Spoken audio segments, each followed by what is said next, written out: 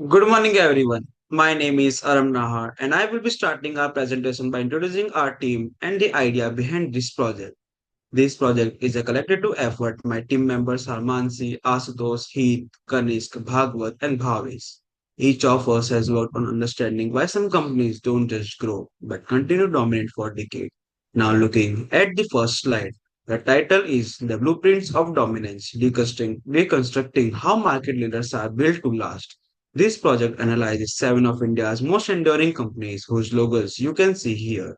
Asian Paints, Berger Paints, HDFC Bank, Asian Axis Bank, Marico, Page Industry, Astral. These companies operate in different sectors, yet they share one common trait. They have delivered consistent performance over long periods across multiple economic cycles. Our focus is not short-term popularity or temporary success. We aim to understand the core fundamental strategies and systems that help these companies become leaders and remain leaders. Now, looking at the second slide, the halo effect and importance of fundamentals. The second slide is titled Defining Greatness, moving beyond the halo effect. The halo effect is when we judge a company as great just because its market capitalization or stock is high. This is where many people go wrong. Layman investors often invest based on a hearsay, news headlines, or messages forwarded on WhatsApp groups without understanding the business behind the stock. But a professional analyst thinks very differently. Before investing, an analyst always perform detailed desk research. They study the company's fundamentals, business models, financial strength, management quality, and long-term sustainability. That's why fundamentals matter far more than market cap. Market cap and stock prices are effects, not causes. They change this daily, but fundamentals are what a company strong for decades. On the left side of this slide, the cracked pillar with the halo represent companies that look impressive from the outset but lack strong foundations. On the right side, the solid structure represent companies built on strong fundamentals capable of withstanding shocks. There's a powerful quote here by Yuval Noah Harari, sir. An empire that cannot sustain a blow and remain standing is not really an empire. True greatness is the ability to deliver superior performance over a long period of time, usually a decade or more through both good and bad economic phases. The companies in our study don't depend on hype.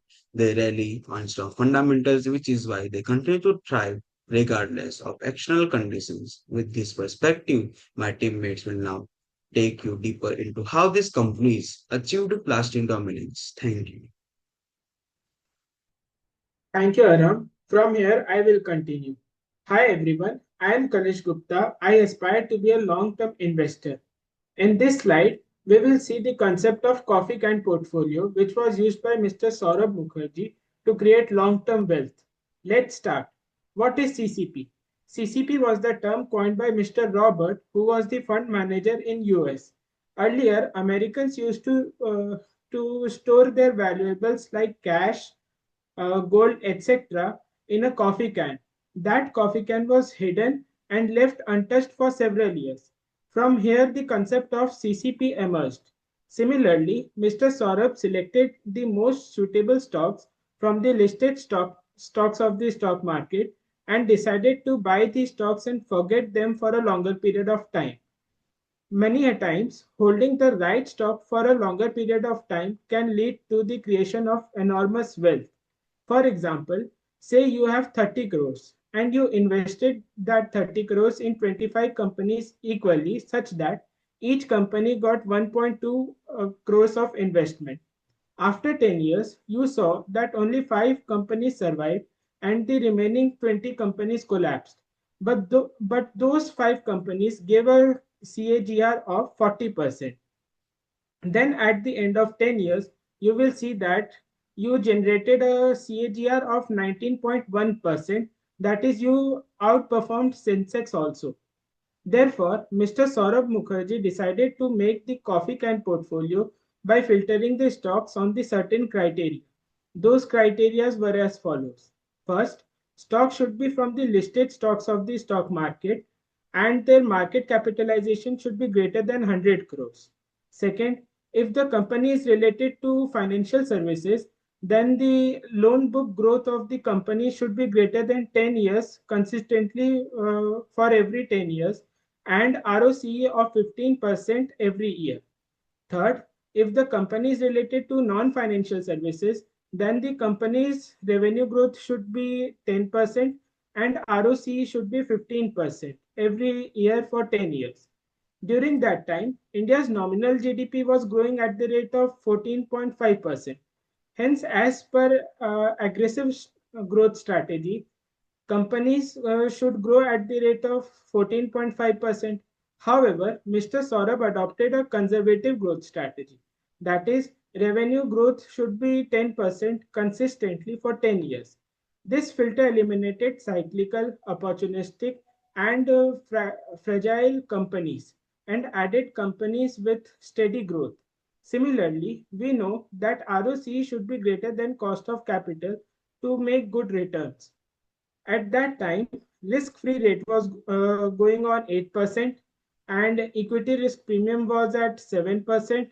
Hence, approximately the cost of capital was 15%. Therefore, Mr. Saurabh decided to take ROCE as greater than 15% as a benchmark. Let's see slide 4. Now comes the important question. Does this actually work in real life?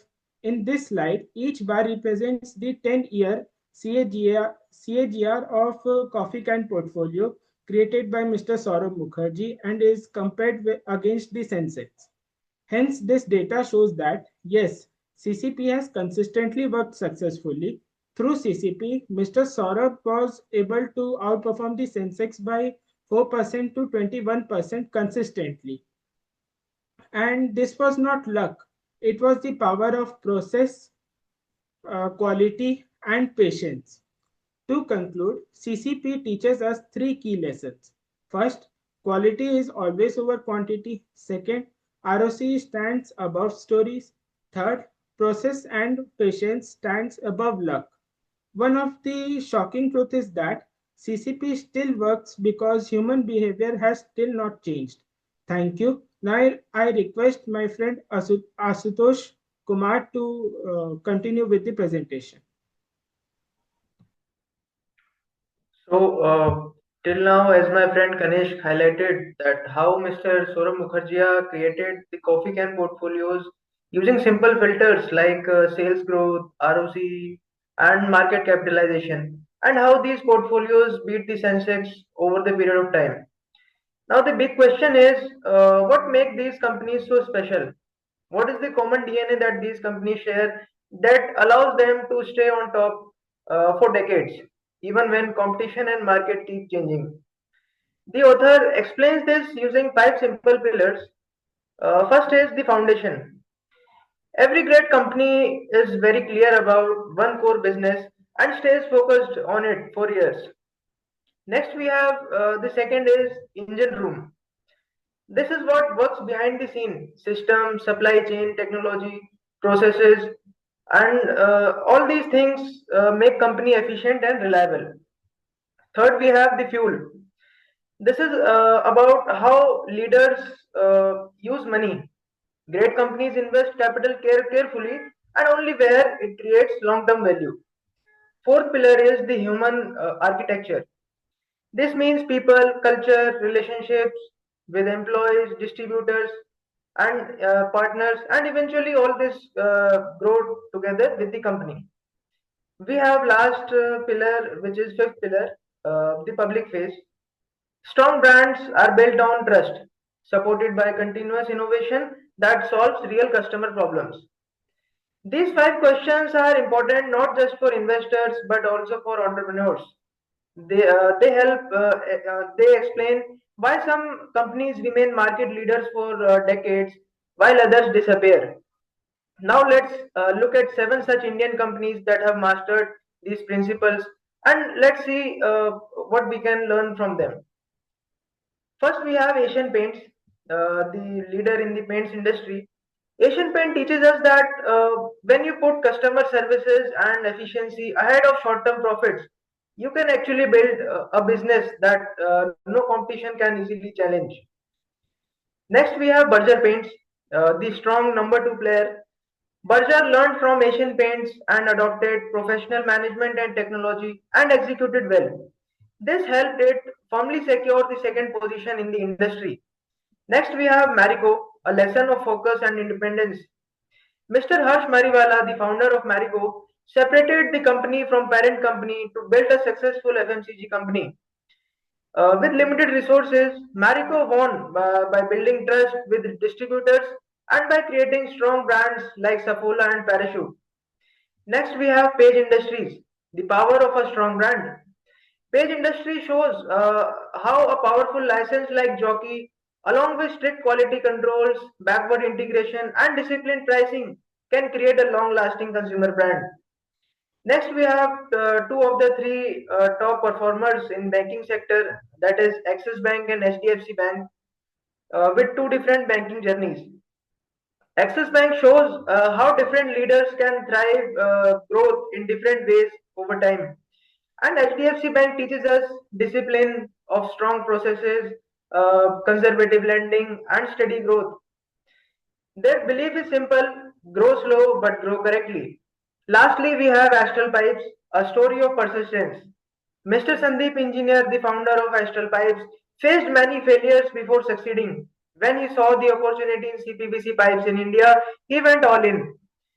With focus and belief, Astral became a trusted brand in the plumbing sector of India.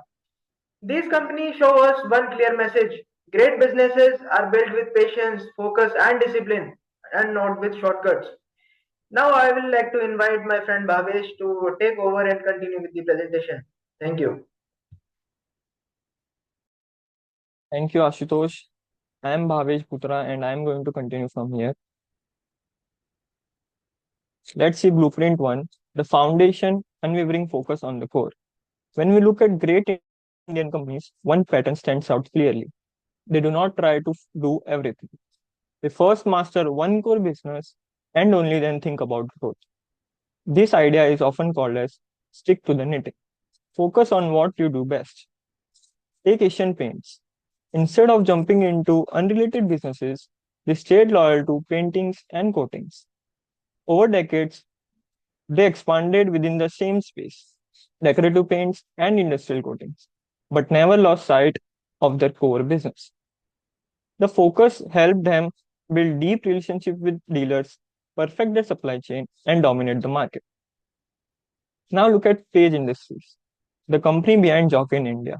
They didn't chase 10 different product categories. They stayed focused on innerwear and leisure wear, but kept improving fabric quality, fit, and comfort year after year. Instead of widening their range, they deepened their expertise. That's why Jockey isn't just another brand, it's the benchmark in its category. The same thing applies to Berger Paints and Astral. Berger stayed disciplined even when ownership changed, avoiding risky diversification and staying rooted in paints. Astral focused and staying rooted in paint. Sorry.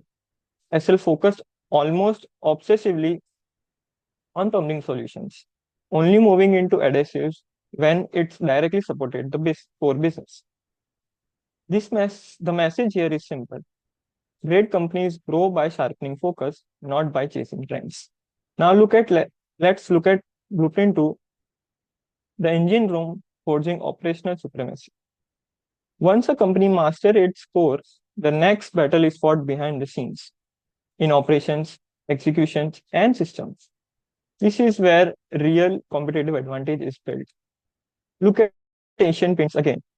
They were one of the first Indian companies to use computers for demand forecasting back in 1970s.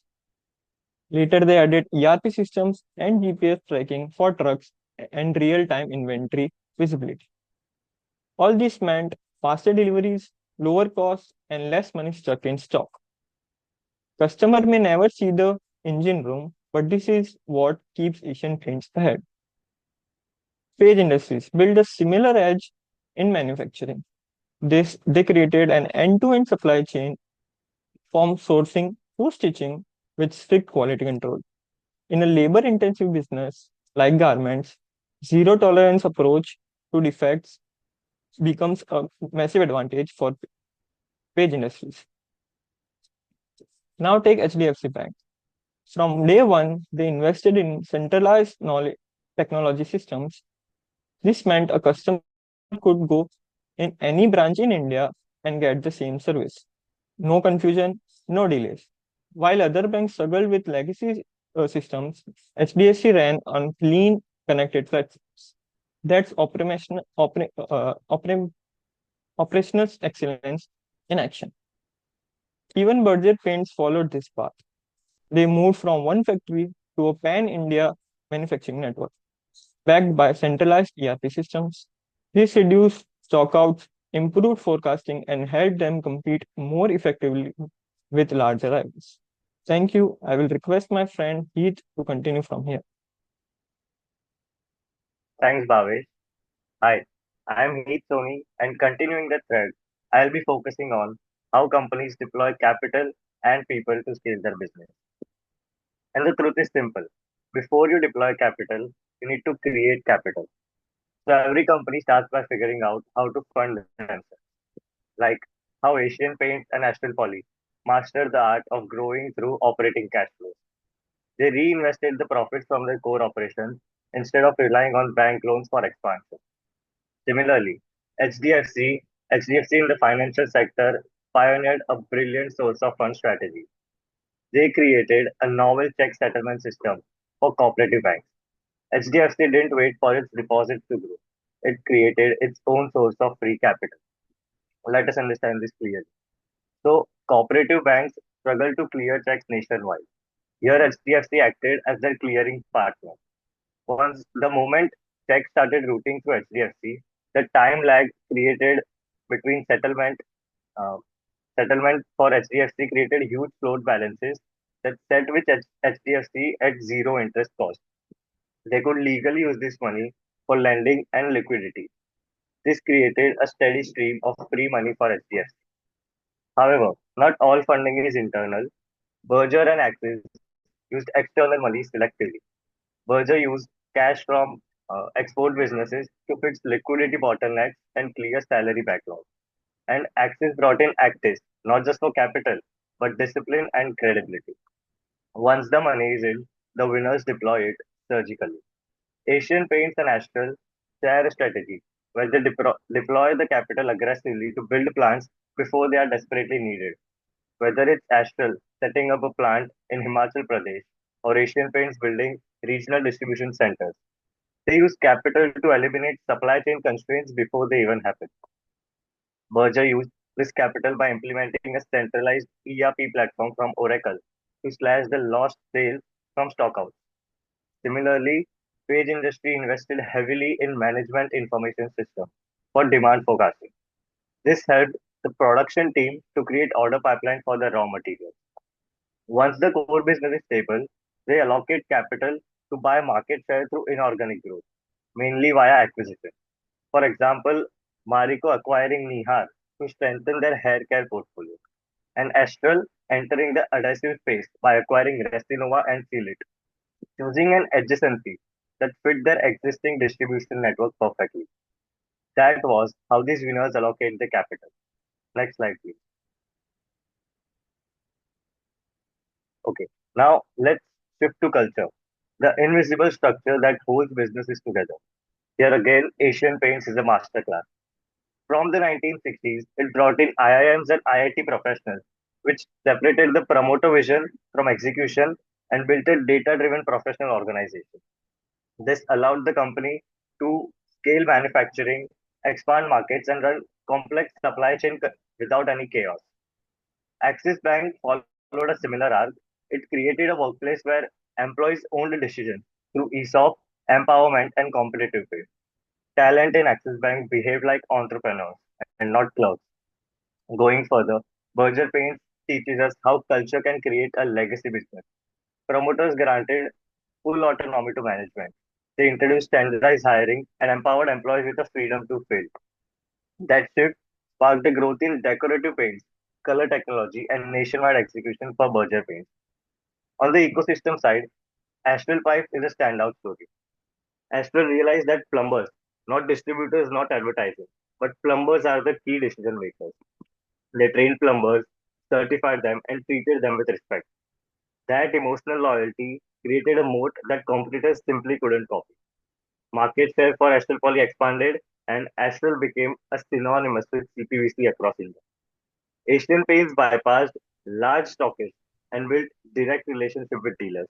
Better service, faster supply, and technology-led replenishment locked dealers in for life. And Marico rounded the picture by building partnerships, not just supply chains. Distributors, retailers, and consumers became a part of an ecosystem. So the lesson here is clear. Capital builds assets, but culture and ecosystem keep those assets productive. The winners, they grow productively, they invest deliberately, they professionalize early, and they build trust internally and externally.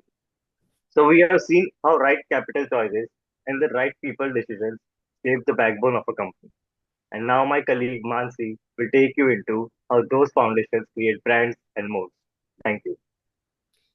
Thank you so much, Heath, for that explanation. While you were explaining, it immediately reminded me about the grounded behavior of Mr. Engineer, the promoter of Astral Poly. He would literally sit on the roadside with distributor having tea and listening to the complaints. And this is where company catches the limelight.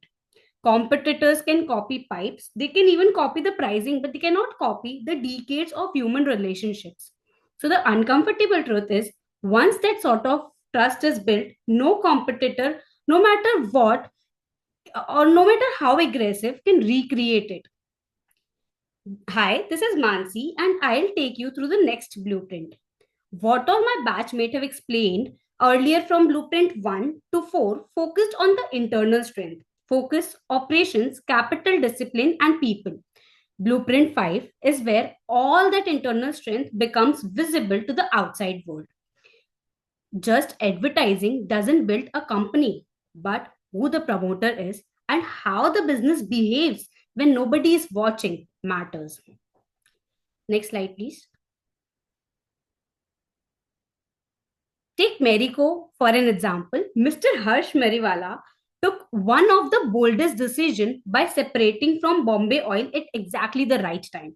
What's so fascinating is the separation structured so clearly that the advertising itself became a Harvard Business School case study. See at the top right hand side of the screen. Apart from financial structuring, this is a signal of clarity, governance, and respect for the shareholders. And that's where the brand wins. Page industry went even further. They refused discounts and broke social taboos by encouraging an open display of innerwear, which positioned Jockey as an aspirational brand, not a marketing gimmick, but a discipline to protect that brand value, which is creating the pricing power that now no competitor can still replicate. Even in the financial services, HDFC Bank is the cleanest example. No celebrity endorsement, no flashy promises, just consistent services, reliability, and repeated delivery of what they promised, like Bank Aapki Mutti Mein. Over time, the trust compounded. Their edge wasn't marketing spend, it was to safeguard the interest of customers, brokers, and the financial ecosystem again and again. On the other hand, Axis Bank introduced Deepika Padukone to attract the young crowd. However, behind intention, both of the company went to build the trust innovatively. Can you go back to the previous slide, please? So this company followed up trust with customer-led innovation. At the right-hand side again, to start with, Marico's health-centric communication, smart packaging, easy replacement, reduced friction across the value chain. And Ancient Paint created the entire emotional ecosystem with washable distempers, introducing mascots like Gattu and home makeover ads, and Astral by bringing CPVC against CI pipes that happens to be rust. The point is, innovation here wasn't for awards, but to make life easier for customers and partners. Next slide. Next. So, if you look at all of this together, there is no rocket science. It's consistency, its execution, it's showing up every single day. This company weren't perfect. They made mistakes, but their actions of correcting mistakes timely gave them that competitive edge. Change in Burgess ownership, but managed well by professionals. Marico divested when ROCE started falling. Astral's ill thought of overseas foray, as well as not hedging its currency, but building the plumber ecosystem so strong that the competitors couldn't break it. So, ancient paints data driven approach is something again we can't forget, which gave them the competitive edge to forecast the demand as well as reducing the working capital for themselves as well as for the channel partners. HDFC Bank novel check settlement is one of those examples. Next slide. And now all this brings us back to where we started, the cycle of dominance. Trust strengthen ecosystem, ecosystem improves execution, execution improve returns, and returns fund further innovation. If a business stay inside this self-reinforcing cycle for decades, it becomes impossible, almost impossible to dislodge. With that, I'll hand it over to my batchmate Bhagwat, who will take this forward. Thank you, Mansi. My name is Bhagwat Giwala, and I will continue this presentation. Companies that become long term market leaders do not succeed by luck. They succeed because they follow a clear blueprint. Today, I will walk you through with the five simple but most powerful principles that every business should ask itself to check whether its foundation is strong enough for the long term success. The most successful companies define their core businesses with ruthless clarity. Instead of doing many things, they do one or two things extremely well. For example, Marico focused deeply on the few core products like Parachute hair oil and Saffola edible oil. This sharp focus helped them build dominance. Great companies do not treat operations and supply chain as just the cost. They turn efficiency into a competitive advantage. When operations are strong, costs go down, quality improves, and competitors struggle to match them. A great example is Asian Paint. They invested heavily in technology, manufacturing, logistics, and demand forecasting. These make their supply chain faster, cheaper, and most reliable, creating a powerful competitive moat. Long-lasting companies grow using cash generated from its own business, not excessive debt or risky expansion. Every rupee is deployed carefully to strengthen the core businesses. Like Page Industry is a strong example.